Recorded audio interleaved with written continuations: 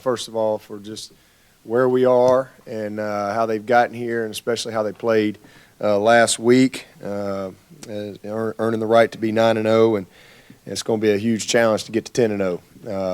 And really studying Pitt and getting ready for this team. This is a very good football team.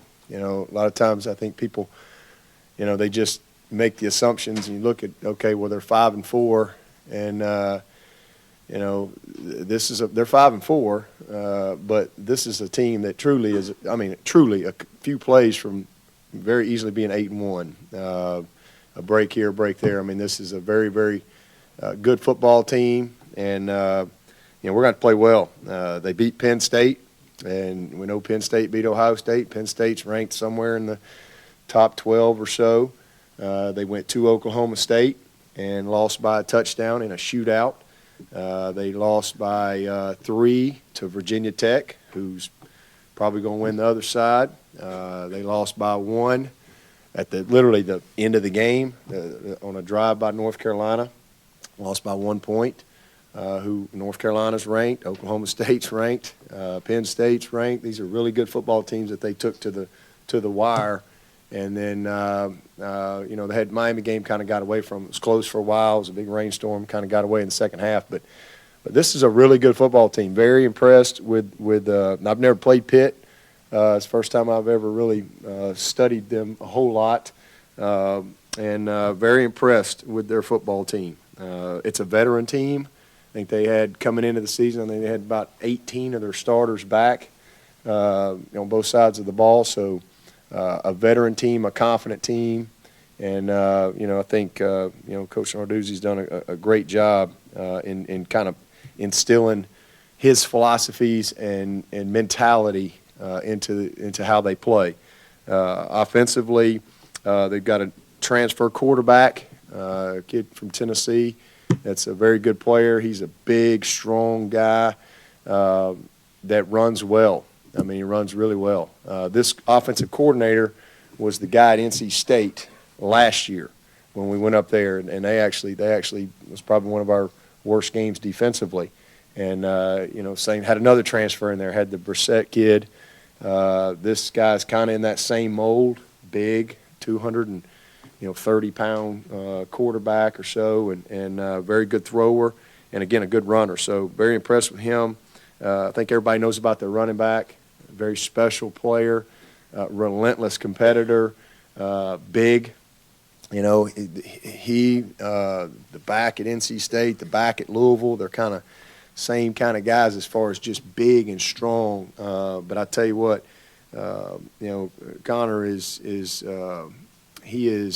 got a ton of heart, and he plays with his heart. He's a very good running back, and has been the heart of their team. Makes a lot of big plays for them. Their offensive line, they're all back. And I think anytime you've got that type of continuity, they've got another year under their belt as far as establishing the mentality. They're big, they're nasty, and they're physical. All great attributes for an offensive line. So really impressed with those guys. Their tight end's a great player, and same thing at receiver.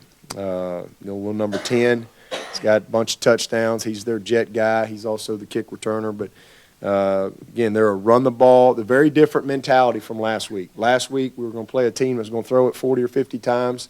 This is a team that's averaging 5 yards a rush. That's going to try to, bloody your nose and run the football, and all the shifts and motions and misdirections and the play actions that come off of it. A lot of option principles. It's going to take a Georgia Tech type discipline to really slow these guys down. So again, very impressed with what they do, and it's going to be a big challenge for us. They've scored on everybody. I think the least amount of points they've had is 28. So they know what the heck they're doing. And defensively, same thing, bunch of vets. I think they had 9 guys back. They're not a very passive defense. They're not going to sit back. They're going to attack and play aggressive. That's who they are. It's what they've always done. And you're going to have to hat things up properly. You're going to have to break some tackles. And you're going to have to make some plays and win some matchups. So very, very good defense. Their defensive line, the little number 5, I mean, he's probably 6 foot, maybe. But he's top 5 in the nation in tackles for loss, top 5 in the nation in sacks. I think he's got 9 sacks, about 16 tackles for loss. A very, very good football player. First play of the game at North Carolina, it's a safety. I mean, and it shouldn't have been a safety. I mean, you would never coach him to do what he did, but he just makes plays. And he's explosive, and he plays with a big-time motor. But all those guys, man, they're big inside. Very impressed with just their style of play. And again, they're not you're going to have to make plays to beat these guys. So big challenge for our offense as far as protecting our quarterback, being able to establish some type of running game against these guys, and then you got to win their matchups because that's what they're going to present. And then special teams. You know, last week we played the #1 punt return team in the nation. Now we're playing the #1 kick returner in the nation. This little number 10, who they'll do all their jet sweeps with and stuff on offense. He's averaging about 33 yards a return, tops in the country. So, you know, all 3 phases, they have a chance to beat you. So a big challenge for us and something we're looking forward to. But for us, again, it's about finding a way to, you know, get to 10-0 and accepting the challenge. We're excited to be at home. You know, we only got 2 more home games. It's hard to believe that the year has kind of flown by like it has. We've enjoyed every single opportunity, and you know, really appreciate our fans. I mean, the home crowds have been amazing. It's been we didn't have a bunch of weather this year. Last year they were amazing, and we had a bunch of weather. This year we've had some beautiful weather, and our crowds have just been awesome. And I'm excited this week. This is a great senior group. And what they've been able to accomplish here is well documented. Tremendous leadership and commitment from these guys. And, you know, this is going to be our senior day, an opportunity where we honor them individually. And that's always a special moment. And so, you know, I know we'll have a great turnout and great energy for that. And then we'll have one more home game at the end of the season where we'll honor them as a group. But so it's a lot of fun to see these guys, you know, kind of see the finish line and see that sense of urgency in everything that they're doing. I thought last night's practice was a good start to the week. We're in fall break right now, yesterday and today, so good for our guys getting a little bit of extra rest, a little bit of extra meeting time as well, you know, from a normal week when they were in school. So I'm really excited about that. And then, again, just look forward to getting back out there and you know, trying to find a way to get to 10-0 this week.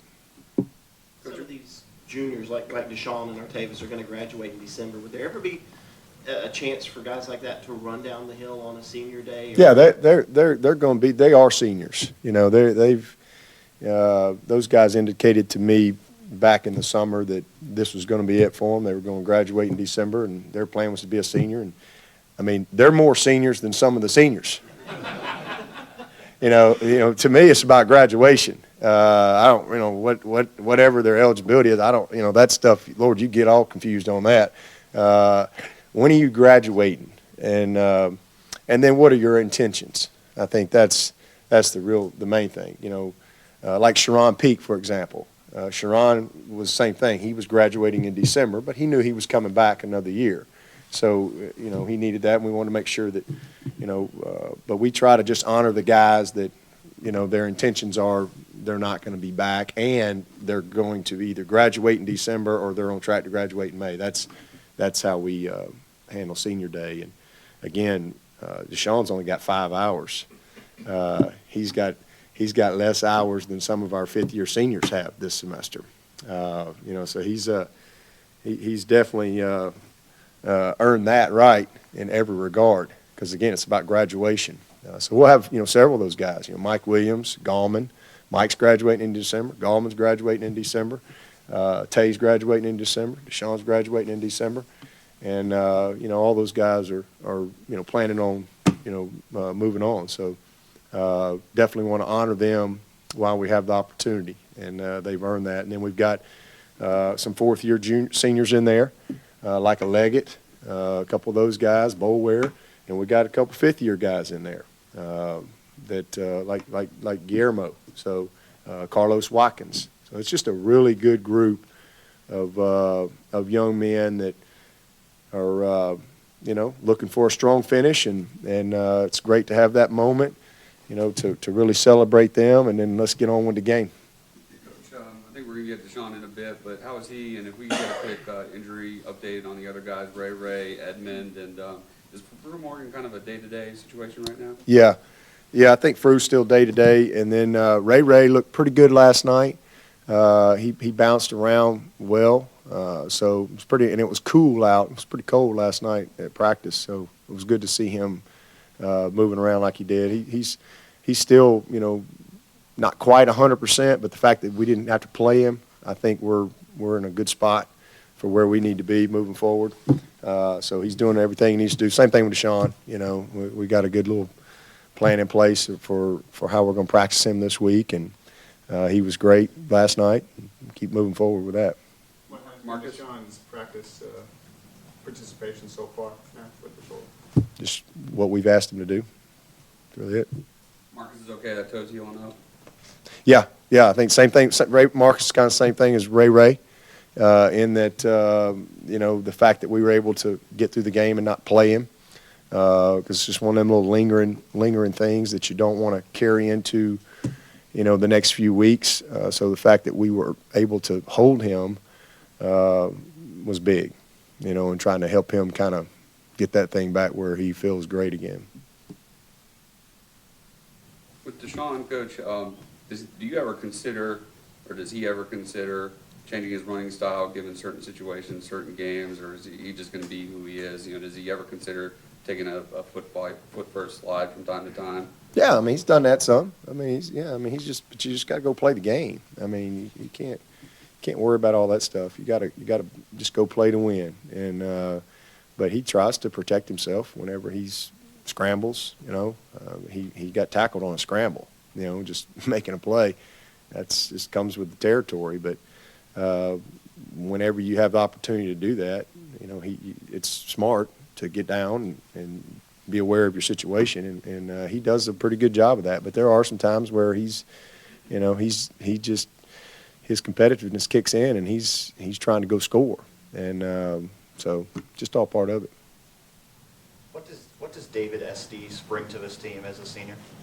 He's been a really committed guy. I think his teammates have a great respect for him. Here's a guy that, came out through our tryout program. We usually have a tryout in the spring and a tryout in the fall, and sometimes we don't have any spots. Sometimes we have one spot. Sometimes we have three spots. But he's a guy that I don't think made it the first time. Then he came back and did a good job. And so we're like, all right, this kid's pretty good. Kind of put him in the pipeline there, and he had to sit and wait. He's been around some good snappers here, back to Sobeski and so Fagenbaum, all those guys, and then same thing. Jim Brown had to wait. I think Jim Brown waited about 4 years. Finally got his opportunity to be the guy for a year, and Estes is the same thing. He's a senior, and he got thrown into the ACC championship game last year. He really hadn't played, but he was our backup last year. And then next thing you know, Jim got a concussion and covering a punt and was out and didn't even know it till halftime. And so, Estes snapped the whole second half of the ACC championship game. It was really his first meaningful experience and did an excellent job. So I think that was big for him going into the spring. And, to kind of have that experience and for his teammates to have that confidence in him. But he's just a completely committed, player in every regard. Just a great leader for this team, and one of those guys that's very involved in the community and takes his job very seriously. In the spirit of today, did you take a stance with your players as far as Election Day and voting? Did I take a stance? Urge them to vote or Oh no, that's all on them. I'm going to vote. I went by this morning, but there was too many people there, so I'm gonna see if I can slip over there where it's not as bigger crowd, and so I can kind of get in and out. But I hope they all go vote. Certainly, but we don't really get into politics around here. Dabo, with the Pitt and the jet motion, the option stuff, is it dramatically different from what you saw from Canada when he was at NC State? Not really. I mean, this is very similar, to what they did up there. I mean, again, you're going to see them trade a lot of guys, a lot of shifts, a lot of double motions, motion, set, another motion. You'll see some return motions. I mean, heck, they've ran a reverse with the dang tackle for a touchdown. They've thrown it to the offensive lineman. I mean, they'll create multiple edges. So I mean, they may line up and have 6 guys on one side and then shift. I mean, they force you to be very disciplined. First of all, you got to be able to match up physically. Then you got to be able to line up. So a lot of stress on Boulware and Kendall to make sure everybody gets lined up properly and that your gap sound, because, just like that, they got you a gap short. And then you got to be able to, so you got to communicate, line up, handle the physicality to even have a chance to be in position to defend the run. And then a lot of times you got to commit guys from the secondary, so now you're having to play some man coverage, so you got to hold up on the outside when those play actions come. You got to be very disciplined. I say Georgia Tech discipline because they'll get in some double wing sets, which looks a lot like Georgia Tech, and there's option principles built into it. And here comes the jet sweeps, and next thing you know, they've got that guy on the edge, and you're having to trigger with guys from the secondary, and now the play action off of it, guys down the seams. I mean, it's a challenge. I mean, they do a good job. Again, a lot like different but similar from some of the principles of Georgia Tech. You're going to have to play with that type of discipline and then win those matchups. I mean, heck, they had I think it was either VTech or North Carolina, I can't remember, but they hit that tight end on a little pop pass. I mean, that sucker ran for 50 plus 60 yards, and he was wide open, and that's what happens. So just very disciplined with your eyes and where they need to be, and so you don't get sucked in. So they do a really good job. Very impressed with their scheme. Very impressed. Coach Nardizzi,